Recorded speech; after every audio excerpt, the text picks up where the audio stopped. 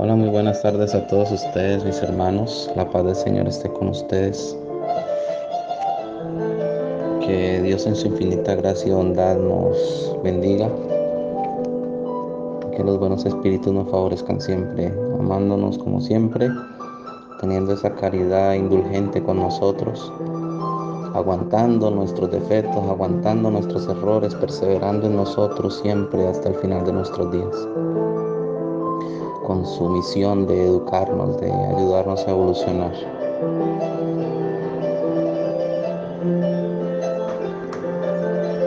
En este día, hermanos míos, les traigo una información bastante importante, considero yo, que ha sido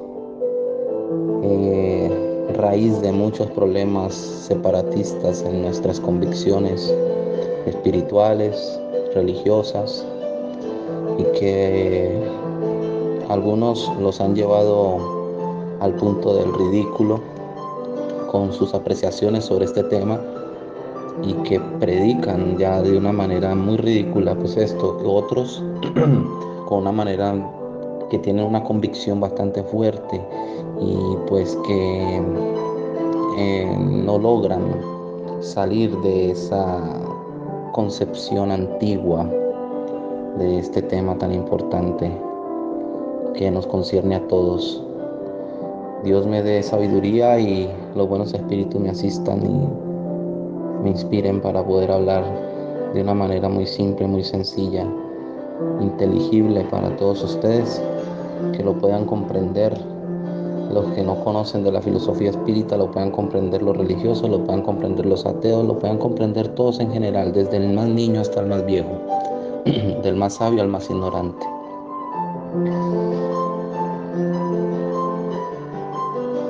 Que Dios nos ayude siempre. Hermanos, todos hemos visto, sabido, conocido por otros, por nosotros mismos, por nuestras investigaciones, por que escuchamos a diferentes personas de diferentes cultos, religiones, que escuchamos a diferentes personas de cultos, creencias, religiones, misticismos, supersticiones, filosofías, etcétera, etcétera, etcétera. Todo lo que hable acerca de este tema sobre el juicio final. Hoy vamos a tratar este tema, el juicio final, ¿sí? Nosotros podemos encontrar en los evangelios, ¿sí? Esos libros consignados en la Biblia, de los que se toma como base la vida de Jesús para nuestro adelantamiento moral, y que el espiritismo lo compila en el libro del Evangelio según el espiritismo, y nos da un concepto más claro, más preciso de las palabras de Jesús, de sus enseñanzas, de esas enseñanzas parabólicas, metafóricas, alegóricas que él nos daba en su entonces, en su tiempo, para poder hacerse entender. Más o menos el texto dice así. En San Mateo 25, del 31 al 46, dice algo más o menos así. Dice: cuando el Hijo del Hombre venga en su gloria y todos los santos ángeles con él, entonces se sentará en su trono de gloria, y serán reunidas delante de él todas las naciones, y apartará los unos de los otros, como aparta el pastor las ovejas de los cabritos. Y pondrá las ovejas a su derecha y los cabritos a su izquierda.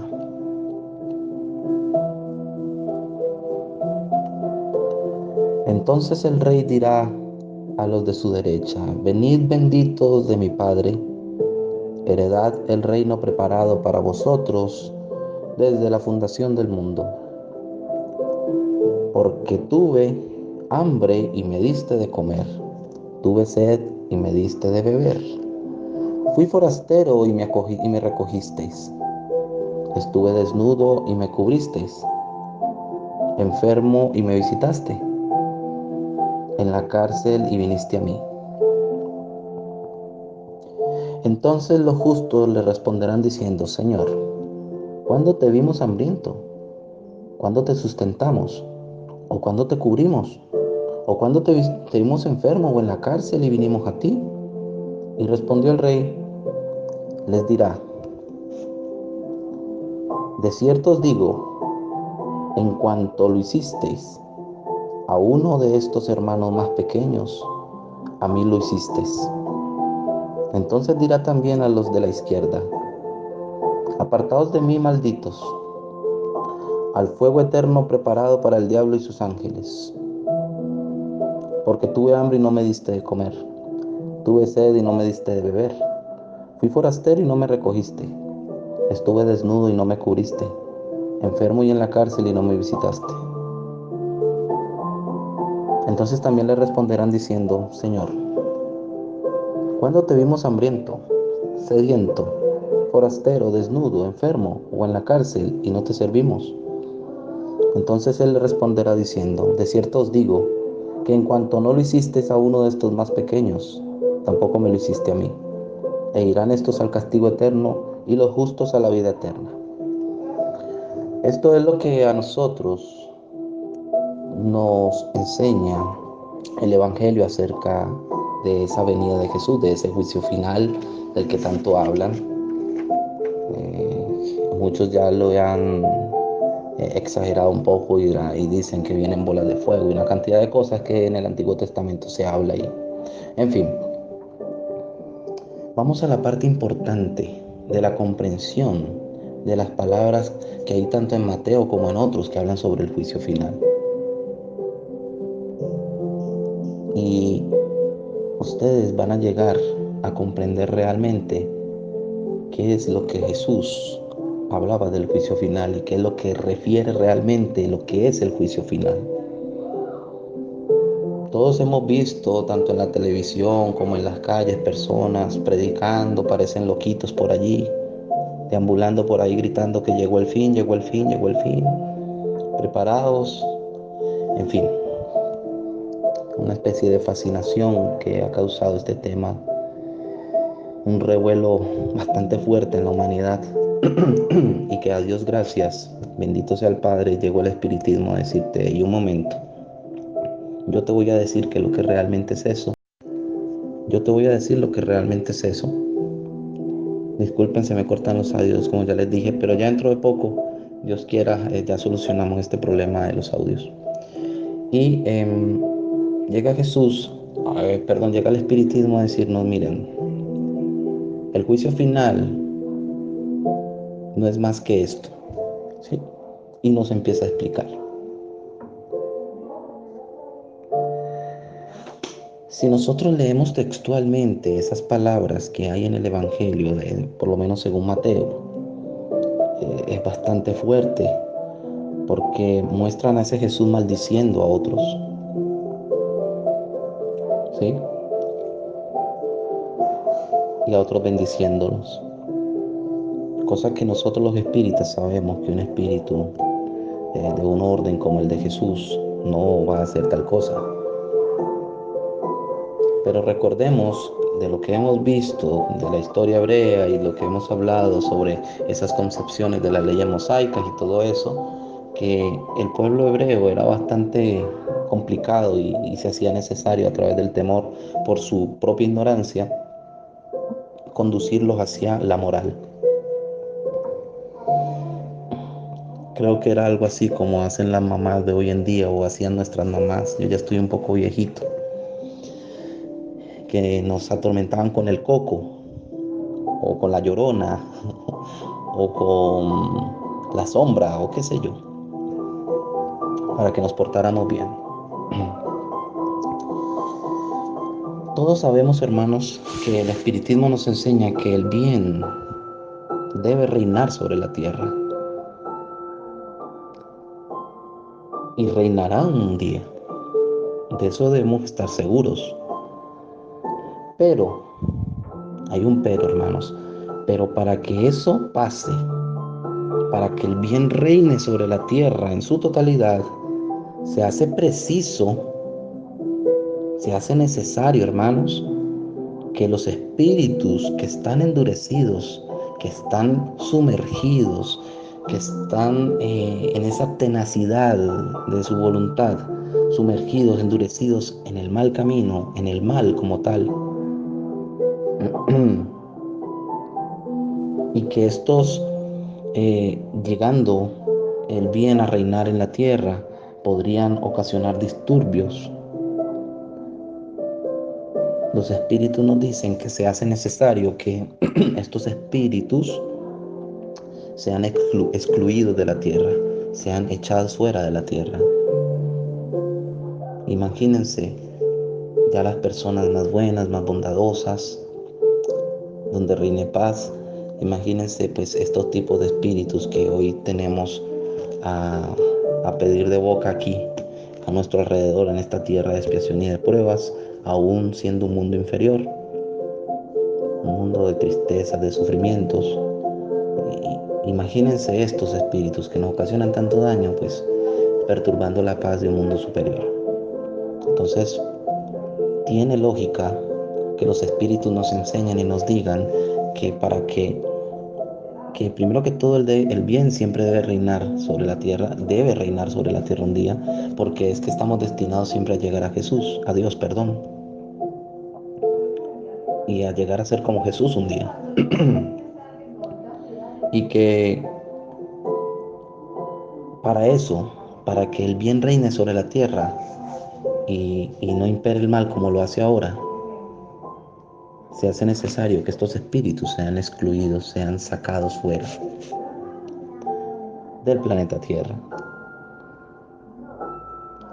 Entonces, habiendo llegado ese momento en que nuestro planeta, llamado Tierra, deba elevarse ya en la jerarquía de los mundos, ¿sí? Recuerden, a los que han leído el libro de los espíritus, la pluralidad de los mundos, saben que hay mundos inferiores, mundos superiores, ¿sí?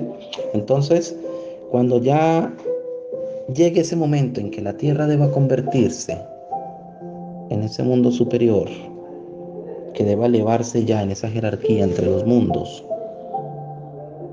por el progreso moral de sus habitantes, ¿sí? Porque la Tierra no tiene pensamientos, son los habitantes.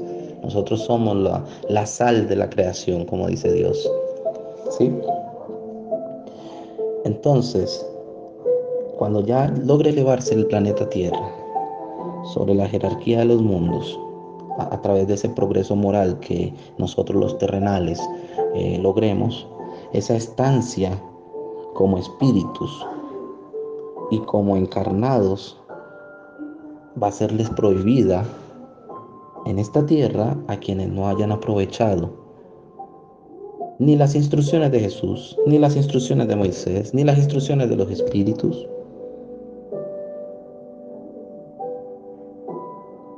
Sobre todo esas instrucciones de Jesús, que son las que nos tienen en este mundo ya en este proceso evolutivo tan rápido. Toda una humanidad en 2000 años evolucionar tan rápido, dejar tanta barbarie, y vemos los rezagos de toda esa barbarie, de los espíritus que aún como dicen los espíritus, endurecidos en el mal, aún tratan de perturbar ese camino a la evolución a través de las guerras, del asesinato, del robo, de todas esas cosas viles que pasan en la tierra. Entonces miren, hermanos, que los que serán echados fuera solo son aquellos que no se están rigiendo su vida por la moral, y que cuando llegue el momento y no tengan la moral suficiente para ser aceptados y que se queden en la tierra, serán excluidos de ella. Pero ¿a dónde irán esos espíritus, Gustavo? ¿A dónde pueden ir esos espíritus que serán echados de la tierra? ¿Al infierno? Los espíritus nos enseñan a nosotros, hermanos, que estos espíritus que no alcancen ese nivel moral para poder tener la estancia en la tierra cuando se transforme en un mundo superior, cuando llegue ese momento, ese juicio final que llamamos, ¿sí? Van a ser exiliados, echados fuera a mundos inferiores, como lo fueron en otra época sobre la tierra. Estos espíritus, los componentes de esa raza adámica, ¿sí? Los hijos de Adán, pues, para que me entiendan, ¿sí? Entonces, al paso que estos serán reemplazados en la tierra por espíritus superiores a ellos que vengan de otros mundos de expiación y puedan y vengan a encarnar en la tierra y haciendo un mundo más superior.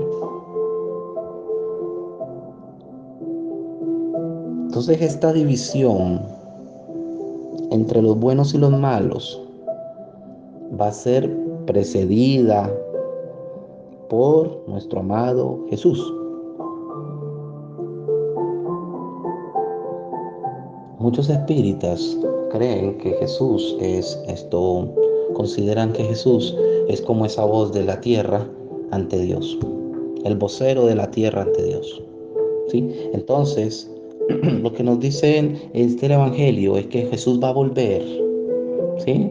O esa separación, esos espíritus rebeldes, espíritus inferiores, van a ser expulsados de la tierra en el momento en que llegue el cambio, ¿sí?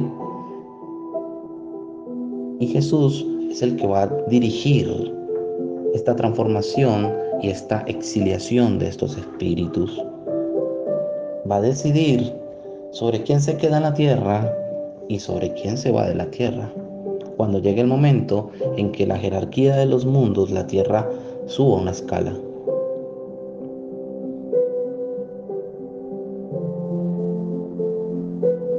Esta, esta presidencia por Jesús está descrita por las siguientes palabras del juicio final. Escuchen bien. Los buenos pasarán a mi derecha y los malos se quedarán en mi izquierda. Ahí podemos deducir, razonar por lógica que Jesús será el director de ese proceso de exiliación y de, llamémoslo premio, ¿sí? De quedarnos aquí en un mundo superior a través de nuestros esfuerzos morales, a los que decidimos hacer el bien, a los que decidimos seguir a Cristo, a los que decidimos haber hecho lo correcto. Los demás serán enviados a un mundo inferior, como corresponde a su nivel espiritual, a su nivel moral. Entonces miren, hermanos, que nosotros esta cuestión de el juicio final y esta presidencia de Jesús, ¿sí? Podemos recurrir a esta teoría, ¿sí? De la encarnación de los espíritus. Entonces podemos comparar a los espíritus que vinieron a poblar la tierra con esos grupos eh, de emigrantes, ¿sí? De diversos orígenes que llegan a la tierra virgen para establecerse. Entonces van a venir estos espíritus nuevos, no nuevos pues, más evolucionados, y van a poblar la tierra como pasa aquí, ¿no? Que vienen emigrantes de distintas partes del mundo y llegan a una tierra virgen, se establecen allí, ¿sí? Entonces toman todas las cosas que hay allí en esa tierra, en ese terreno, ¿sí? La madera, la piedra, y construyen casas, ¿sí? Mas, sin embargo, cada uno le imprime su propio sello particular a ese cabildo, a esa comunidad, ¿sí? Entonces, de acuerdo con el grado de su saber y su genio individual, ellos le van imprimiendo la grandeza de ese pueblo, ¿sí? Entonces, los espíritus, estos que encarnan, estos que estamos haciendo esta analogía, ¿sí? se reúnen justo eso, por analogía de caracteres, ¿sí? De orígenes, de gustos, de pasiones, de sentimientos, etcétera, etcétera. Y estos grupos forman tribus, luego pueblos, luego países, luego civilizaciones enteras, y cada uno de ellos tendrá sus costumbres y sus características propias. ¿Por qué el progreso no fue uniforme desde toda la especie humana? ¿Sí? Porque las razas más inteligentes superaron naturalmente a las demás, sin contar que espíritus creados incesantemente para la vida espiritual vinieron a encarnar en la tierra desde los comienzos, con lo que la diferencia de ese progreso fue más notable aún. Entonces sería absurdo atribuir a una antigüedad igual de creación a los salvajes, tan similares a los simios como a los chinos y más aún a los europeos civilizados. Los espíritus de los salvajes también pertenecen al género humano y un día alcanzarán el nivel de los mayores de ellos, ¿sí? Alcanzarán el nivel de los civilizados, pero no será ciertamente pues en los cuerpos de la misma raza física, impropios para determinados niveles de desarrollo intelectual y moral. Cuando el instrumento ya no sirva, van a emigrar de ese medio para encarnar en un grado superior, y así sucesivamente, hasta que hayan ya ellos conquistado todos los grados terrestres, y después van a dejar la tierra para pasar a mundos más avanzados. La perfectibilidad de la raza humana. Entonces, si ustedes ven bien, hermanos míos, esto que nos habla sobre estas divisiones, esta referencia que hace Jesús, que los unos irán a la izquierda y otros a la derecha, ¿sí? Es que la tierra no es que vaya a quedar despoblada. Si se hace necesario sacar miles y miles y millones de personas, de seres, de espíritus de aquí de la tierra, pues van a venir otros a reemplazar que vienen con ese proceso evolutivo.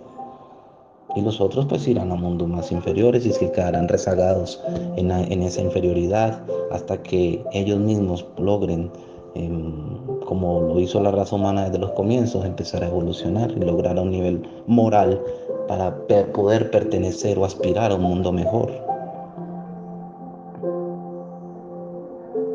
Entonces esa doctrina de ese juicio final, que único, universal, ¿sí?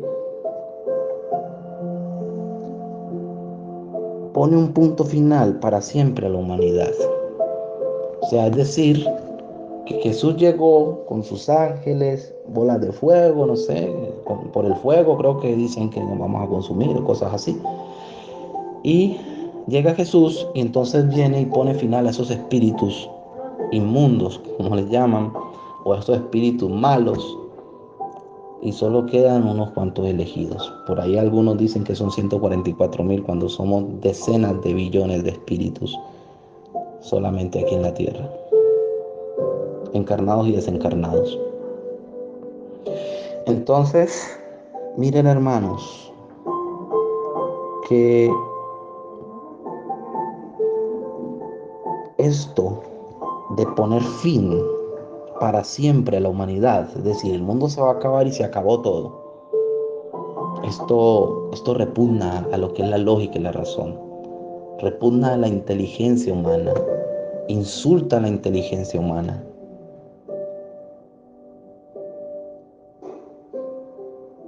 ¿En qué sentido? En el sentido de que eso implicaría, hermanos míos, una inactividad de Dios durante la eternidad que ha precedido a la creación de esta tierra y durante la eternidad que seguirá a su destrucción.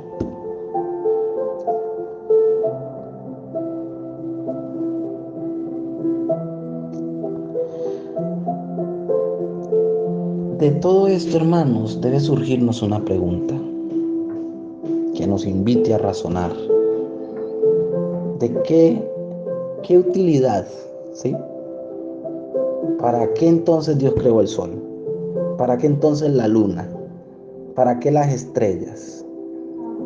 Según el Génesis, fueron hechos para iluminar a nuestro mundo. Entonces, si esto está destinado a morir, ¿para qué? ¿Cierto? No tendría ningún sentido. ¿Para qué Dios se toma el tiempo de crear tanta belleza si la va a borrar cual profesor en tablero de universidad?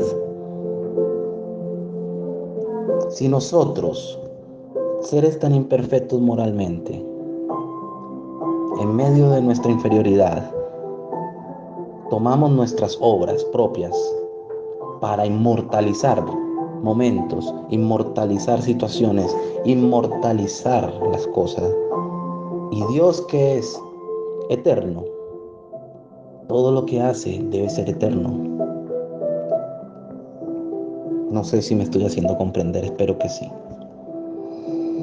Entonces, sorprende, es, sorprende a la mente humana, hermanos, sorprende a nuestra inteligencia, a nuestro saber, que una obra tan inmensa como es la tierra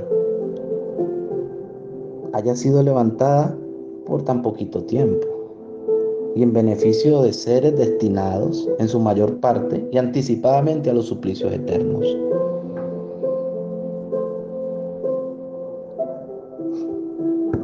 ¿Para qué darles la oportunidad de estar aquí si igual los van a condenar?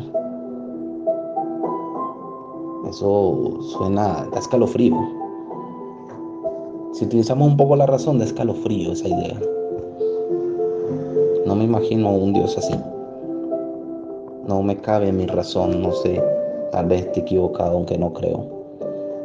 Confío mucho en en esa gran sabiduría de los espíritus puros y perfectos que editaron estas enseñanzas, estos textos llenos de lógica, llenos de esa bendición de la inteligencia perfecta. Materialmente, hermanos, la idea de un juicio único era pues hasta cierto punto admisible, pero para quienes no buscaban la verdad de las cosas, para los que eran los corderitos ciegos, cuando se creía que la humanidad entera se hallaba exclusivamente sobre la tierra y que todo en el universo había sido hecho para los habitantes de la tierra, tal vez materialmente la idea de un juicio final hasta cierto punto era admisible.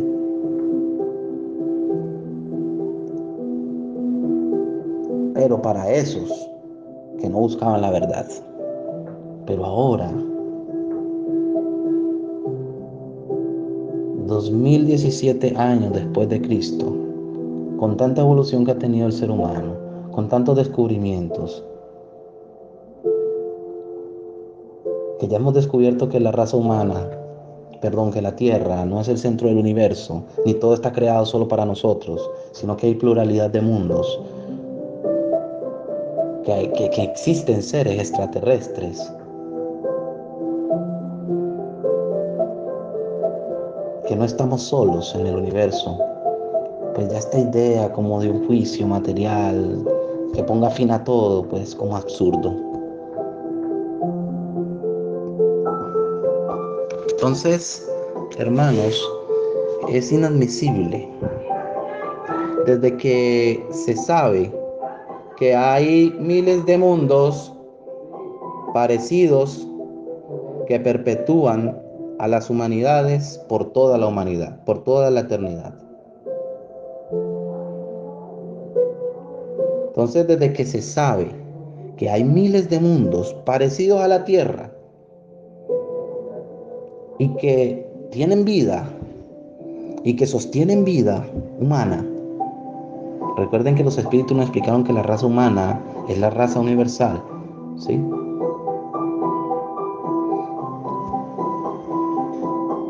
Y perpetúan esa humanidad por toda la eternidad.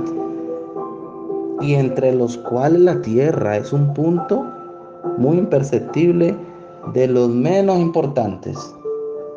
Los espíritus nos dicen a nosotros, hermanos, que la tierra es un mundo inferior, que no es muy relevante, pues, y nosotros ya nos consideramos, pues, la Coca-Cola del desierto, que hay muchos mundos, mucho más importantes que la tierra, más bellos, más espléndidos. Entonces, este solo nos hace ver que Jesús, nuestro amado Maestro, tenía razón cuando siempre le enseñaba a sus discípulos diciéndoles que hay muchas cosas que no puedo decirles porque ustedes no las van a comprender. Se los digo textualmente, hay muchas cosas que no puedo deciros porque vosotros no las comprenderíais. Para que suene más a Jesús, pues. Entonces, ya que ese progreso de las ciencias, siempre indispensable para interpretar, depurar esas palabras de Jesús, hemos logrado nosotros, los seres humanos terrenales, los de la tierra, ¿sí?, descubrir muchas verdades y constatar palabras de Jesús, constatar enseñanzas de Jesús. Entonces, seguramente los apóstoles, como San Pablo y los primeros discípulos, hubieran establecido diferentes dogmas de haber poseído los conocimientos astronómicos, geológicos, físicos, químicos, fisiológicos, que hoy día nosotros tenemos. Entonces, por eso Jesús, debido a la ignorancia que resultaba de esa antigüedad, ¿sí?, de esos primeros pasos de la humanidad prácticamente, ¿sí?, por eso Jesús aplazó para después el complemento de sus propias instrucciones y anunció claramente que todas las cosas serían restablecidas. Restablecidas. Entonces, moralmente, un juicio definitivo y sin posibilidad de apelar es inconciliable con la bondad infinita del Creador. No podemos olvidar los atributos divinos de Dios, que son en grado infinito, infinitos, y Dios es bueno en grado infinito.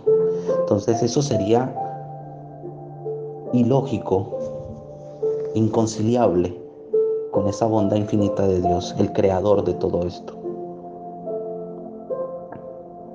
Si a ti te van a mandar a un infierno porque te portaste mal, ese Dios no es bueno, porque el que es bueno perdona, el que es bueno ama, el que es bueno abre los brazos de nuevo, como lo hizo el Padre al Hijo que regresó a su casa en la parábola del Hijo pródigo. ¿Ven lo que les digo? Entonces, moralmente un juicio definitivo y sin posibilidad de apelar por nosotros es inconciliable con esa bondad infinita de Dios, a quien nuestro Jesús nos presenta a ese Dios siempre como un buen papá, como un buen padre, y que va a dejar siempre, constantemente, todo el tiempo, las puertas abiertas para que podamos arrepentirnos, esa puerta abierta al arrepentimiento, y que con sus brazos, como la parábola del Hijo pródigo nos enseñó Jesús, pronto está siempre para recibirnos como al Hijo pródigo. Entonces, si Jesús hubiera entendido el juicio de esa forma, habría desmentido sus propias palabras. Hubiese sido un mentiroso Jesús, ¿sí? Pero como no fue así, ¿sí? Entonces, además, si ese juicio final nos debiera sorprender de improviso a todos nosotros, en nuestras labores habituales, a las mujeres embarazadas, ¿sí?, nos tenemos que preguntar algo.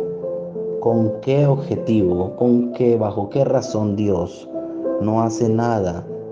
¿Con qué objeto Dios no hace nada injusto ni inútilmente haría hacer nacer niños justo en el juicio final y crearía almas nuevas justo en ese instante supremo del juicio final, al término fatal de la humanidad. ¿Para qué entonces siguió mandando embarazadas? ¿Para qué siguió permitiendo nacer niños? ¿Para hacerlas comparecer ante el juicio en el momento de salir del seno de la mamá? Es decir, antes de haber tomado conciencia de sí mismas, mientras que otras tuvieron miles de años para reconocerse, 2000 exactamente desde que se anunció el juicio final. Es para razonar, hermanos. ¿De qué lado estarían estos bebés recién nacidos?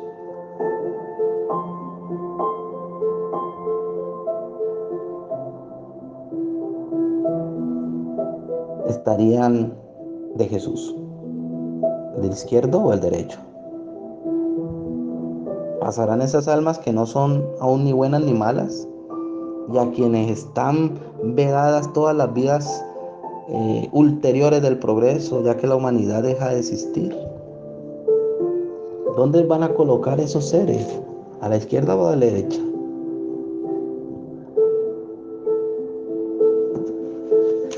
Hermanos, nosotros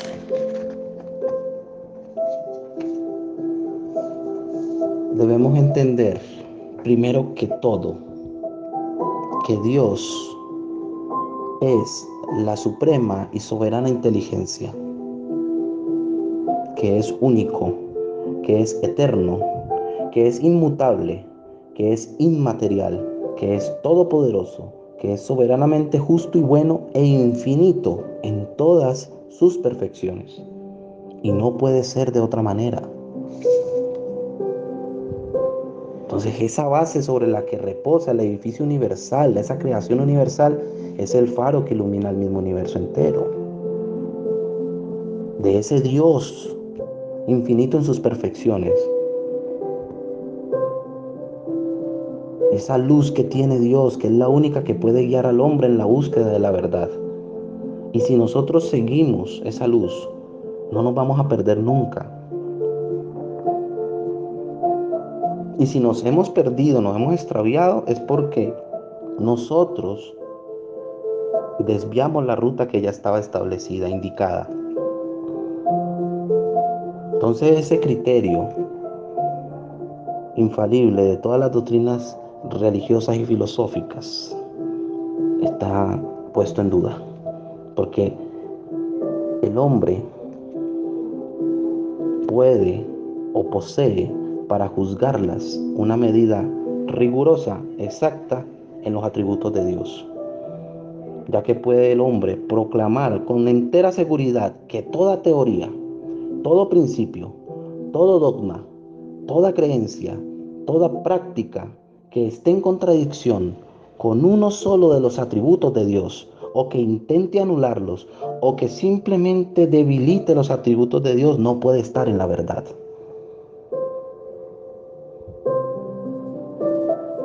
A ver, en la filosofía, en la psicología, en la moral, en la religión, solo es verdad lo que no se aparta en nada de las cualidades esenciales de Dios, hermanos. Por eso la religión perfecta sería esa en la que ningún artículo de fe contradiga las cualidades de Dios y en la que todos sus dogmas puedan ser sometidos a la prueba del control sin sufrir menosprecio alguno a través de la razón y la lógica.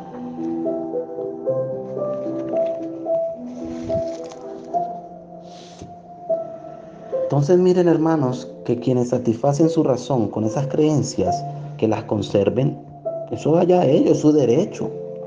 Si usted cree que Jesús va a venir aquí con espadas, con fuego, con ángeles aquí a matar a todo mundo y a dejar a unos encerrados en el infierno por toda la eternidad y a otros pues los va a llevar para un paraíso, ¿y qué va a pasar con esos que no se sabe si son buenos o malos? Por ejemplo, los niños, que las religiones no saben explicar. Ellos dicen que son almas creadas en el momento de la concepción, en el momento del nacimiento. Dios crea un alma y un cuerpo, ¿sí? Entonces esos que no han hecho ni bien ni mal, ¿para dónde van? ¿Dónde está esa justicia? Entonces si ellos satisfacen su razón con esas creencias, pues que se queden con ellas. No podemos obligarle a pensar diferente. Hay que respetarles. Ese es su derecho. Nadie, ni mucho menos un espírita, va a intentar violentarles esa creencia. Pero que tampoco ellos se encuentren incorrecto, que no todos compartan esa opinión de ese juicio final tan aberrante, tan atroz, pintando ese Dios tan malo.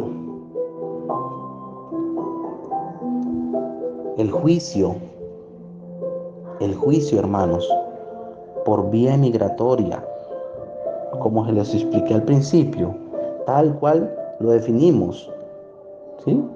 Es mucho más racional. Se asienta y tiene base sobre la justicia de Dios más rigurosa. ¿Por qué? Porque deja al espíritu su libre albedrío por toda la eternidad y no supone privilegios para nadie. Implica entonces que Dios entregó a todas sus criaturas una actitud idéntica para el progreso y que la destrucción misma de un mundo que acarrea la destrucción del cuerpo no interrumpe ese avance progresivo del espíritu. Entonces, esa es la consecuencia natural de la pluralidad de los mundos y de la pluralidad de las existencias. Entonces, de acuerdo con esta interpretación, la calificación de ese juicio final no es exacta. Decir juicio final, no es exacto decir eso. Porque los espíritus comparecen ante tribunales semejantes en cada renovación del mundo que habitan, hasta haber alcanzado un cierto grado de perfección. Entonces no hay en realidad un juicio final, hermanos. No se fascinen con eso. Pero sí hay juicios generales en todas las épocas de renovación parcial o total de los pueblos del mundo, de todos los mundos. ¿Cómo qué? Como consecuencia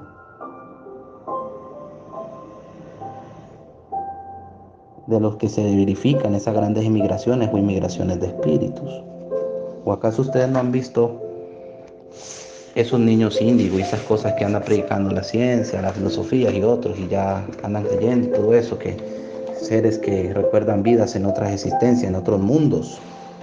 Hermanos, ¿cómo explicar todo eso entonces?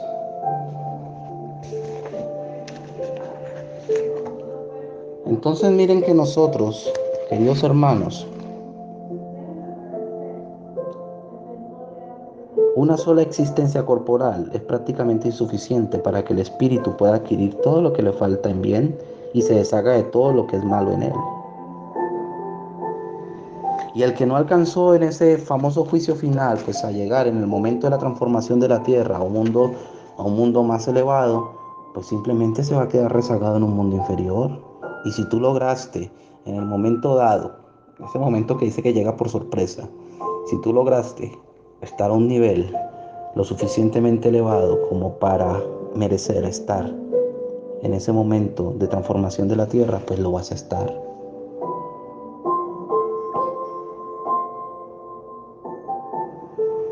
La encarnación siempre va a ser inherente a la inferioridad de los espíritus, hermanos. Siempre.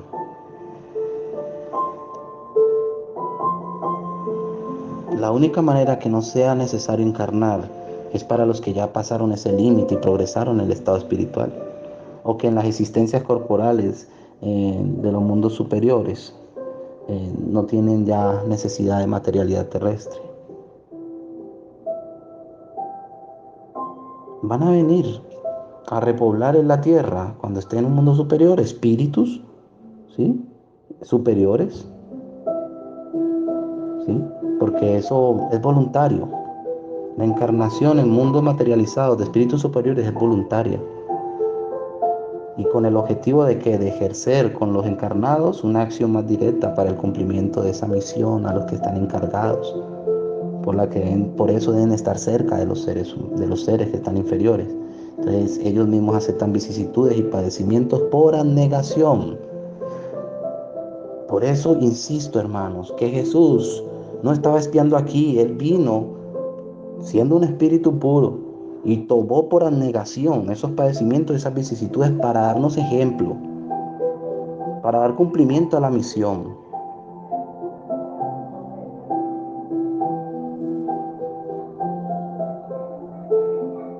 No olvidemos que el espíritu sigue progresando en la erraticidad, hermanos. Entonces miren que a nosotros nos pintan ese juicio final como con el infierno. Nos dicen que nos vamos a ir al infierno, a las penas eternas. ¿Sí? En todos los tiempos, hermanos, esa intuición de las penas futuras, el hombre ha creído por intuición que la vida futura debía ser dichosa o desgraciada, en proporción al bien o al mal que hizo en la tierra. Entonces la idea o cuadro de que de esa idea se forma está en relación misma con el desarrollo del sentido moral que tiene y de las nociones más o menos exactas que tiene del bien y del mal. Entonces esas penas y esos premios, hermanos, simplemente son el reflejo de los instintos que predominan en el ser humano, terrenales, pasionales, materiales. Entonces así es que pues los pueblos guerreros colocaban la suprema felicidad en los honores tributados al valor, ¿no? Si usted era un guerrero valeroso y acababa con 100 cabezas, pues usted, ¿cierto? Alcanzaba la felicidad. Así como le dicen ahora a los musulmanes que vaya y mátese, vaya, explótese para que alcance la felicidad. ¿Sí? Entonces, los pueblos, por ejemplo, los cazadores, veían la abundancia de la caza. Los pueblos sensuales en las delicias de esa voluptuosidad, de esa belleza corporal. Entonces, mientras el hombre, hermanos, esté dominado por la materia, solo va a poder comprender de una manera imperfecta la espiritualidad.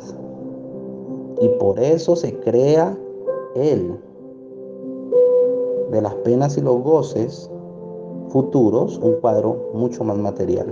Por eso, infierno, cielo, paraíso, purgatorio, ¿sí? Entonces, se figura que debe uno, ellos piensan que reencarnar o haber merecido ese paraíso terrenal, ellos van a beber y comer en el otro mundo, pero cosas mejores que en la tierra. Siguen siendo materiales. Un subyugado, por ejemplo, a quien el cura de su aldea pintaba la vida futura de un modo seductor y atractivo, le preguntó si allí en el mundo comían pan blanco como en París. Un subyugado. Entonces, miren, más tarde encontramos en las creencias respecto a ese porvenir una mezcla de espiritualidad y de materialidad. Y por eso es que al lado de la beatitud contemplativa de los santos se coloca un infierno con tormento físico. Al no poder comprender más que lo que vio el hombre primitivo, calcó, ¿sí? Naturalmente su porvenir en el presente, para comprender otros tipos distintos de los que tenía a la vista. Necesitaba ese desarrollo intelectual que debía conseguirse con el tiempo y que hasta ahora nos ha dado eso. Entonces el cuadro que se imagina de esos castigos de la vida futura no es más que el reflejo de los males mismos de la humanidad. Pero eso sí, en mayor extensión, más profundo, ¿sí? Entonces reúne en ese castigo, por así decirlo, todos los tormentos, todos los suplicios, todas las aflicciones, ¿sí? Que se sufren en la tierra.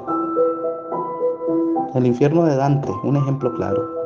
Entonces, de este modo, esos climas abrasadores, ¿no? El fuego eterno, ¿sí? Imaginó la gente, el ser humano imaginó un fuego, un infierno, ¿sí? Un infierno de fuego. Y en esas regiones boreales, un infierno de hielo. ¿Mm? Pues no habiendo desarrollado todavía ese sentido que debía hacerle comprender el verdadero mundo espiritual, el ser humano no podía concebir penas materiales. Perdón, solo podía concebir esas penas materiales. Entonces aquí es la razón por la que con algunas diferencias en las formas, el infierno de todas las religiones es parecido, es igual y se asemeja. los paganos, los cristianos, pentecostales, todos.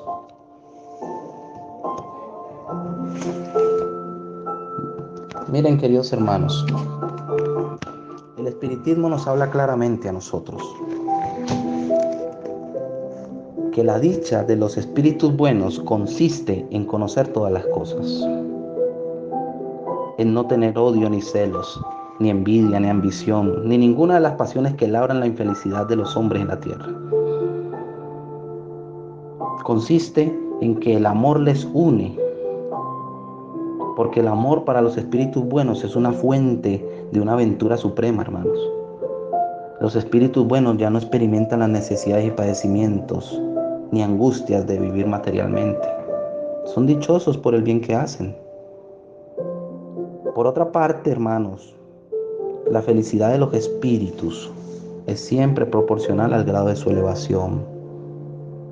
Eso es verdad, que solo los espíritus puros gozan de la dicha suprema. Eso no es irrefutable. Pero todos los demás espíritus son desgraciados. Perdón, no son desgraciados. Entonces, entre los malos y los perfectos también hay una infinidad de grados en que los goces de ese alma son relativos a su estado moral. Entonces, los que se hallan lo bastantemente adelantados comprenden que la felicidad de los que comprenden esa felicidad de los que han llegado antes que ellos mismos y aspiran a querer esa felicidad, a conquistarla. Pero eso es un motivo para ellos de estímulo y no de envidia para seguir conquistando la felicidad. Aquí nosotros los terrenales, los inferiores, vemos la felicidad en otro y nos da envidia. Con los mundos superiores, en los espíritus superiores ya no existe eso. Entonces, bien se puede comprender que de ellos mismos depende lograr los espíritus. Depende lograrse esa felicidad. Y con ese objetivo es que trabajamos nosotros. Lo hacemos con calma, con una conciencia limpia. No necesitamos ir a millones de kilómetros por hora en ese proceso de elevación. Hasta los espíritus superiores lo hacen con calma, con la calma de la conciencia limpia. Y se sienten afortunados por no tener que sufrir lo que nosotros los malos padecemos. Entonces, ¿qué hay que entender cuando dicen que los espíritus puros se hayan reunido en el seno de Dios y ocupados, nos mandan allá a nosotros a tocar guitarritas y arpitas, ¿sí? Alabando a Dios? Eso es una alegoría, hermanos, que pinta la comprensión que ellos tienen de las perfecciones de Dios.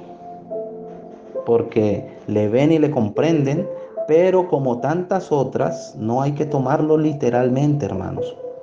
Todo en la naturaleza, desde el granito de arena, canta, como decía Jesús. Esto es simplemente que proclama el poder, la sabiduría y la bondad de Dios. Pero no podemos creer que los espíritus bienaventurados, los espíritus puros, estén en contemplación por toda la eternidad haciendo nada. Eso sería una dicha monótona, estúpida. Entonces, la felicidad del egoísta sería también esa felicidad de esa contemplación eterna. Porque su existencia constituiría entonces en esa inutilidad sin término, haciendo nada ya, sin servir, y se supone que nosotros tenemos que ayudar a los demás, amarnos unos a otros a través de la caridad. Y ellos van a dejar de hacer caridad porque ya llegaron a ese punto. No, hermanos. Esos espíritus no padecen las tribulaciones de la vida corpórea. Y ello de por sí significa un goce. El solo no padecer esas tribulaciones ya para ellos es un triunfo, un goce. Entonces, como nos han dicho los espíritus, ellos conocen y saben todas las cosas y emplean eso con provecho por parte de la inteligencia que adquirieron para ayudar al progreso de otros espíritus. Esa es su ocupación y al mismo tiempo el verdadero placer.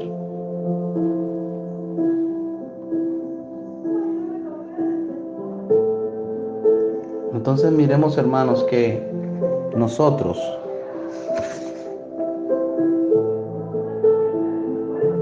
La muerte no nos va a liberar de las tentaciones, pero la influencia de los malos espíritus va a ser mucho menor sobre los otros espíritus que sobre que los hombres. Entonces el decir que que a través de la muerte ya todo se acaba, no, hermanos, eso continúa. Si usted no ha desmoralizado, eso va a continuar. Entonces, ¿qué hacer, hermanos? ¿Qué hacer para que no nos coja ese juicio final del que tanto nos hablan y nos hacen temer sin salvación? ¿Qué hay que hacer para salvarse entonces? Para que cuando llegue el día del juicio final,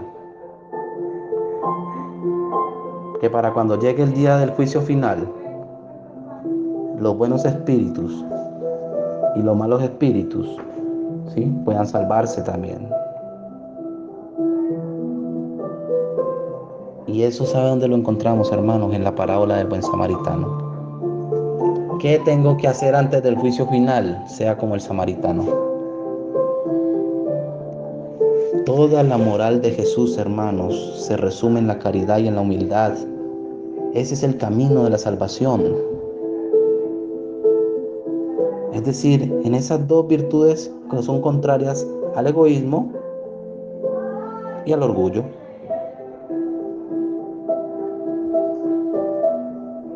En todas las enseñanzas manifiesta que estas virtudes son el camino de la eterna felicidad.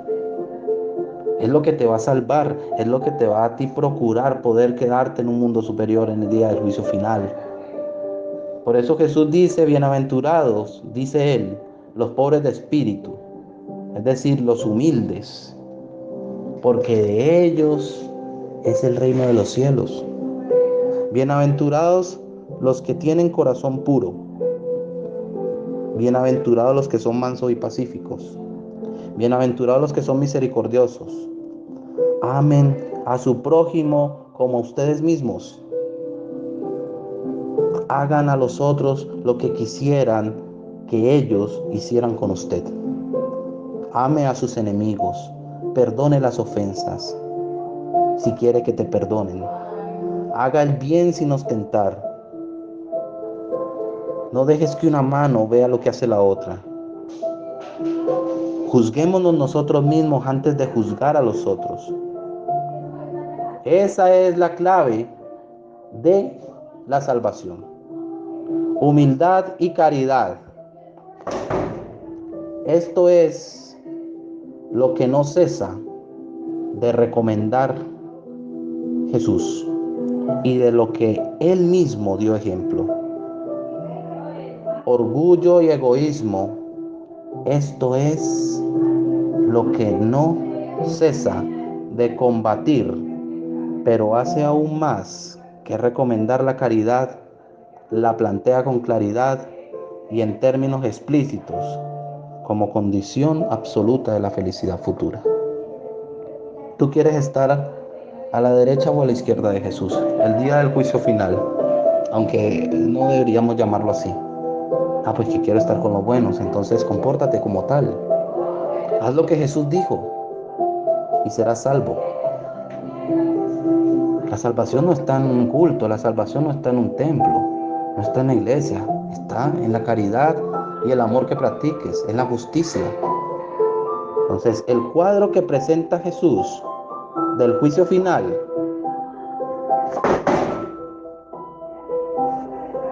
es menester, como en otras muchas cosas, atender la parte figurada y alegórica de las palabras de Jesús.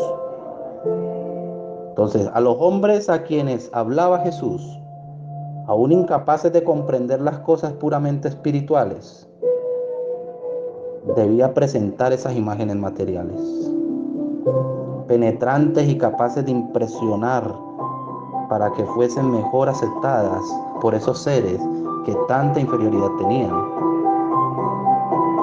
fueran aceptadas. Entonces, en cuanto a la forma, reservando siempre para el porvenir la verdadera interpretación de las palabras de Jesús, de sus propias palabras y de los puntos sobre los cuales no podía explicarse con más claridad, se hacía necesario de pronto esas alegorías fuertes para que esos espíritus ignorantes pudieran entender que haciendo el bien era la única forma, que cuando llegara el tiempo de ese famoso arrebatamiento, ese juicio final, pues te tocara ir al lado de la derecha de Jesús y no fueras exiliado.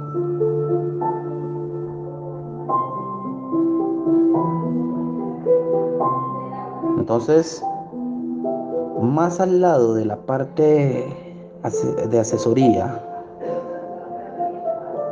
y figurada de ese cuadro del infierno y todas esas penas y todo eso, hay una idea dominante, más dominante, y es la de la felicidad que espera al que es justo, al que es bueno, y de la desgracia que es reservada al malo. Entonces este juicio supremo,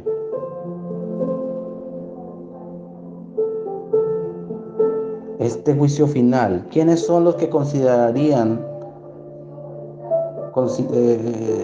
como una sentencia? ¿Sobre qué se informa? ¿Cuáles son los considerados en ese juicio final a los que están a los de esa sentencia eterna? Pide ese juez si se ha llenado tal o cual formalidad, observando más o menos tal o cual práctica exterior. No, hermanos. Solo se informa de una cosa, de la práctica, de la caridad, de la práctica del amor, de la práctica de la justicia. Eso es lo único que te va a salvar y es lo único que va a ver Jesús cuando venga a presidir ese momento. Vosotros que habéis socorrido a vuestros hermanos, pasad a la derecha, dirá Jesús. Vosotros que habéis sido duros para ellos, pasad a la izquierda.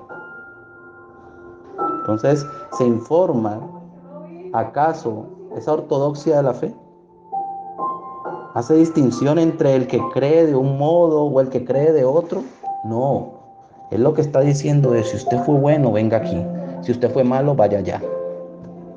A él no le importan las formas, a él no le va a importar eso. Es que yo era cristiano, es que yo era pentecostés, es que yo era evangélico. No, a él no le va a importar eso. Es que yo era espírita, no. Es lo que va a ver en ti. Es todo el bien que hiciste y todo el mal que hiciste. Punto. Jesús, hermanos míos, coloca al samaritano, que fue considerado como hereje en sus tiempos, en los tiempos del judaísmo, en su apogeo, ¿sí? Pero que tenía todo el amor al prójimo.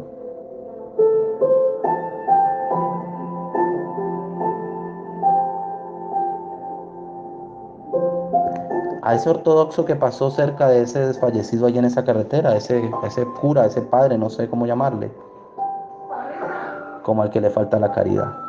Entonces Jesús no constituye, hermanos, a la caridad en una de las condiciones, constituye en una de las condiciones para la salvación. No es una de las cosas que hay que hacer, es lo que hay que hacer, es la única condición. Hay que ser caritativos. Sin caridad no hay salvación, hermano. Entonces que no te coja ese puntico del juicio final sin practicar la caridad. Porque entonces Jesús te dirá a ti, tú que no socorriste a tus hermanos, pasa a la izquierda. Tú que sí lo hiciste, ven aquí a mi derecha. ¿Están entendiendo el juicio final? ¿Están entendiendo las condiciones para salvarnos? ¿Están entendiendo de manera lógica y razonada lo que significa ese momento?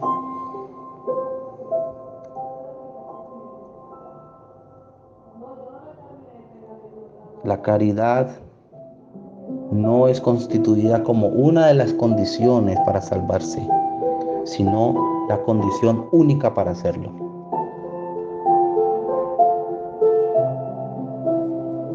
Si hubiera necesario otras maneras, Jesús lo hubiera dicho. Entonces, si colocó la caridad Jesús en ese primer lugar, en esa primera línea entre las virtudes para poder salvarse, es porque implícitamente y estrictamente encierra todas las otras. Y solo con hacer esa, todas las demás se ejecutan.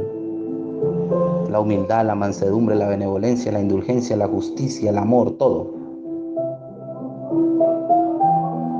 Porque eso, la caridad, esa sublime virtud, es la negación absoluta, absoluta del orgullo y del egoísmo humano. Caridad y humildad. Ese es el camino de la salvación. El egoísmo y el orgullo es el de la perdición. El egoísmo y el orgullo es el que te va a colocar a la izquierda de Jesús. La caridad y la humildad es la que te colocará a la derecha. No tema, hermanos. Usted no se va a ir a confundir, a consumirse en fuego de lava eternamente. Primero porque Dios es eternamente bueno, justo. Pero sí que tienes, si te quieres quedar en esta tierra cuando pase la transformación, llegue ese momento en que Jesús presida ese momento, si te quieres quedar a la derecha, empieza desde ahora a hacer caridad y a ser más humilde, a poner en práctica las leyes morales, a mejorar un poco más cada vez tu espíritu. Tal vez no haya tiempo, tal vez sí, tal vez el tiempo sea exacto, siempre el tiempo va a ser exacto. Todo en el tiempo de Dios es perfecto. Así pues, hermanos, que si no te quieres quedar a la izquierda y ser exiliado a un mundo inferior, deja de hacer las cosas mal, corrígete y empieza a practicar el amor, la caridad, la justicia, a volver más humilde tu espíritu. Que la paz del Señor esté con todos ustedes. Dios me los bendiga. Los quiero mucho. Hasta pronto.